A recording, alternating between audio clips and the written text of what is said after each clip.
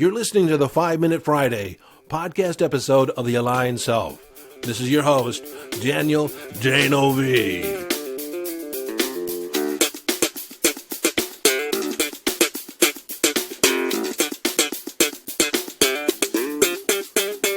Okay, 5-Minute Friday, a short and concise podcast episode of The Aligned Self designed to leave you with a question, an idea, a strategy, a tip, a hack, in order to give you greater access to your conscious awareness, evolving your conscious awareness, or give you greater mastery over your mind. Hello, friend, and welcome into this 5-Minute Friday.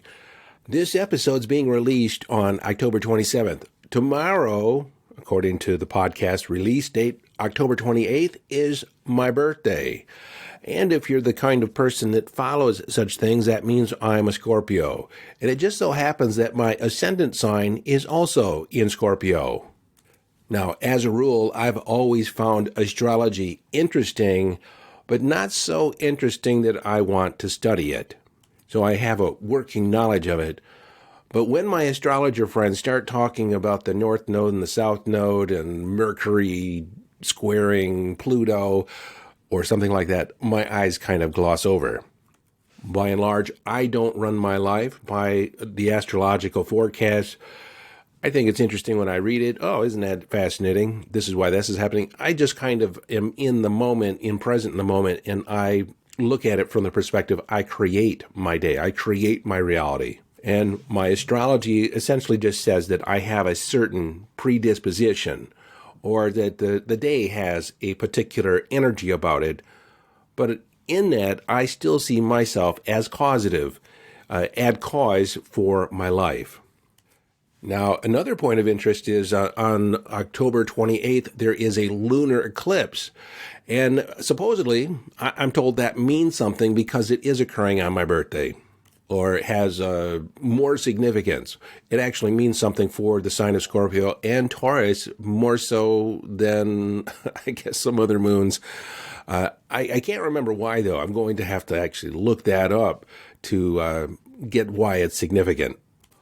But one of the reasons why I'm talking about birthday is, one, I want to acknowledge it and say happy birthday to myself. Happy birthday, Daniel. I grew up as the oldest of 5 kids. My older sister, my half-sister, didn't live with us, and so she was not necessarily in the immediate family dynamic, even though she's so much my sister. In fact, until I just said she's my half-sister, I never ever think of her that way. I only said it to kind of explain why she didn't live with us on an ongoing basis.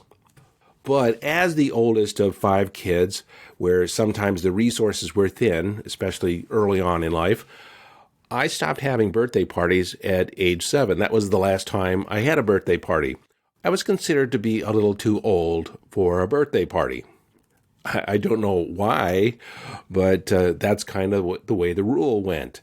And so I never had another birthday party until my 40th birthday party that was celebrated by my family. By and large, in our family, the birthdays aren't that big a deal. But over the years, I've come to realize that if I wanted to celebrate, and I'm into celebrating those milestones in our life, but if it's going to happen, more than likely, it's been up to me to decide, that I want to celebrate, up to me to, how do I want to celebrate? Do I want to take myself out to dinner? What do I want to buy myself? I just don't expect other people to do anything for me for my birthday. It's nice when they do, and on occasions, many occasions, they have, but I just never expect it. I never feel bad if no one remembers. In fact, more than likely, my mom may not even call me. I, more often than not, call her to thank her for giving birth to me. I thank her for being such a great mom to me. Now, with that said, I do think it's important to celebrate your birthday. And I've made it a point sometimes for a couple weeks, sometimes for an entire month, the entire month of October, or the 2 weeks before my birthday and the 2 weeks after my birthday as, my birthday season. And sometimes I've taken myself on trips, bought myself new things. I usually always take time and set time aside to be by myself, just with my own thoughts, with no other obligations. And I do that for self-reflection.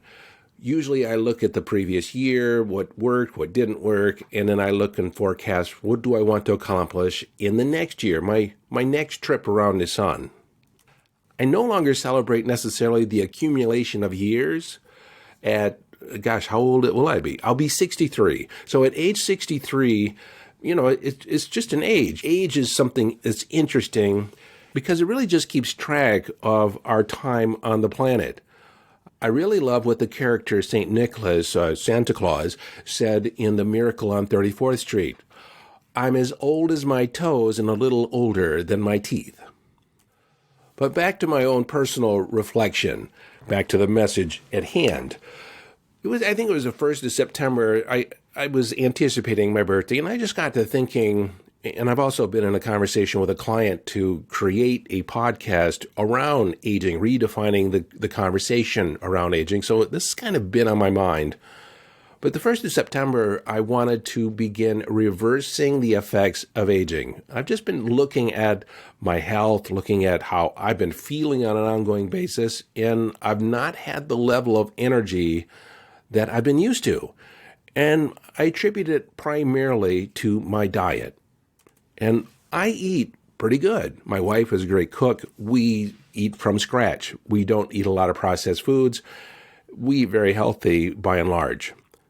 But it began this journey of introspection. And even though I'm considered an accomplished coach, and I'm by no means done, like I'm a work in progress. And so as human beings, we reach plateaus.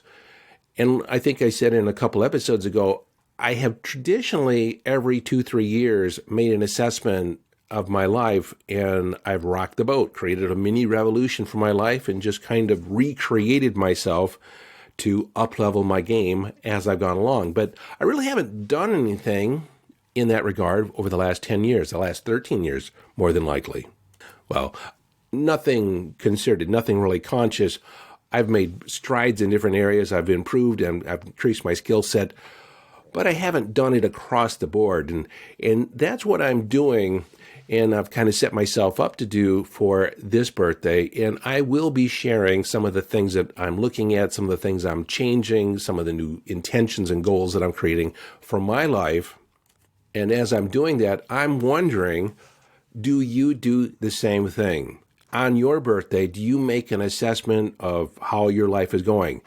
Did you know that, or did you realize you're going to be at this station in life at this age? I've always asked myself, how old would you be if you didn't know how old you were? How old did you feel? And I was feeling older than I wanted to. And this is why I'm reassessing my health status, my fitness status, and all the other projects that I'm involved in. I want to uplevel my game. I want to continually uplevel my game to improve. The Japanese term Kaizen speaks directly to this, constant, never-ending improvement. And while my life is going pretty good, at the beginning of September, I declared my life in a breakdown, or that I said something's wrong. Not that anything was wrong, but if something was wrong, if I play the game that something's wrong, everything could be better, how much better could it be? What were the things in my life that I have started to tolerate or just accept as normal? Things that, I may not necessarily like. For instance, in 2020, when there was that whole rigmarole around the pandemic and my health club shut down, I didn't work out like I should. I went for some walks, but my muscle mass began to decrease. And the flip side of that, my body fat percentage increased. Imagine that. But like I said in the episode on No Excuses, A Life of No Excuses, the world will accommodate you. So what? I've gained a few pounds extra in fat. You're 63, you're getting on in age. It's to be expected as you settle down. You're not quite as physically active. You're not going to maintain the same shape. There's lots of reasons, a lot of explanations, a lot of excuses on why that's taking place. Well, I'm not buying it anymore. I'm not participating in that story. And so while I've been attending the gym, I'm going to up-level my fitness regime. And then also, because I am 63, I want to continue to live on with good health and fitness. And so I began realizing that, the effects of, looking in the mirror, I'll just say this, looking in the mirror, I've noticed some changes. A lot of other people look at me and say, you haven't changed at all. But I notice that I'm aging. There's been aspects of my reflection that don't look the same as they did 10 years ago. But I also recognize that those effects of aging are more so because I'm not taking care of myself, not to the degree that's possible. You see, all the effects of aging, the things that most people call aging, is essentially damage inflicted on our body through poor choices. I know through the right application of exercise and nutrition, I can reverse much of what's gone on through my own neglect. And I have to do this because of the story I tell myself of who I am. I'm a peak performance coach, and I don't see the peak performance coach in the mirror anymore. As I think about it, though, I don't think the podcast is necessarily the place for me to document this journey. I'll talk about some of it as I go, but I'll probably do this on my YouTube channel. I think there it will be easier to document my progress and actually outline visually the different things that I'm putting in place and what I'm doing and how I'm thinking about it. Also, this reinvention process, me documenting it, will give you an insight to what goes on inside my signature program, The Aligned Self, where we recreate a person's self-identity, recreate your self-identity if you're a participant, to uplevel your game. Well, I just realized that I've been talking on and on. I'm kind of pontificating. This is supposed to be a short 5-Minute Friday. If you want to, I'm going to make a request here. If you would like to give me a birthday present, share the podcast with somebody you know, and or leave me a review. So that's it for this 5-Minute Friday. Until next time, this is your friend and host, Daniel Danovi, urging you to follow your bliss. Live your life from inner signals, be inner directed as you engage in the epic adventure.